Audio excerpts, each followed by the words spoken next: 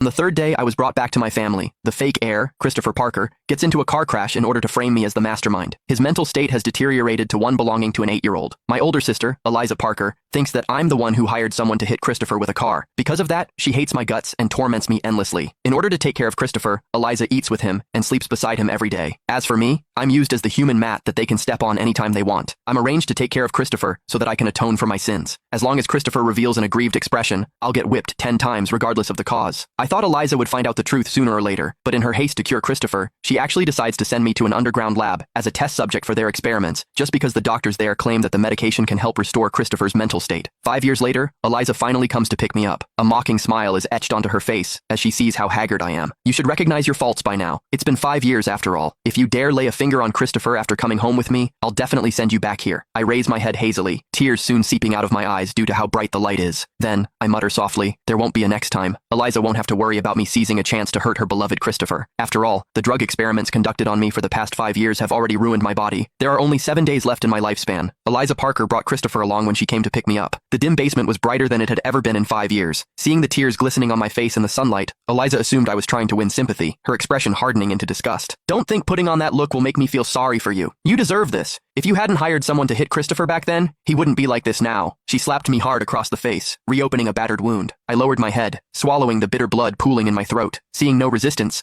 Eliza turned to the staff member nearby. Christopher has been in this demented, foolish state for 5 years. Is the medicine you promised ready yet? She tenderly stroked Christopher's face. Christopher looked at me smugly, a shrewd glint flickering in his eyes. Every time he wore that expression, it meant I was about to be whipped. At the thought of the pain, I flinched, making Christopher smile with satisfaction. The lead researcher of the laboratory, Gene Harding, chuckled. I told you that as long as you handed Sutton Parker over to me for 5 years, Christopher would recover. Take this medicine home. After 7 days, Christopher will be back to normal. Eliza's eyes widened in delight as she reached out. Dr. Harding pulled back slightly. It's just that Sutton might what? Eliza snatched the medicine, having no intention of listening, and left with Christopher in tow. Aren't you planning to take him back with you? Dr. Harding called out, pointing at me sprawled on the ground. Eliza paused, then yanked my arm to pull me to my feet. After a few staggering steps, I collapsed. Years of drug testing had deformed the bones throughout my body, leaving my skin and flesh close to rotting. Every step was an immense torment. I broke out in a cold sweat, a whimper escaping my lips. Christopher crouched beside me with feigned innocence, then suddenly burst into loud sobs. Eliza! Sutton bit me! Eliza's expression darkened. Sutton, 5 years have passed, and you still refuse to mend your ways? My teeth were pulled out a long time ago, I replied with great difficulty. How could I possibly bite him? Over 5 years I was tortured repeatedly, my limbs broken and reset, my flesh sliced open. To survive, I was reduced to fighting dogs for food. When I truly felt I could barely hold on, I went to great lengths to steal Dr. Harding's phone to beg Eliza to bring me home. Her refusal was immediate. You must pay the price for what you've done. Just stay there and be the test subject for Christopher's drugs. Quit plotting to come back.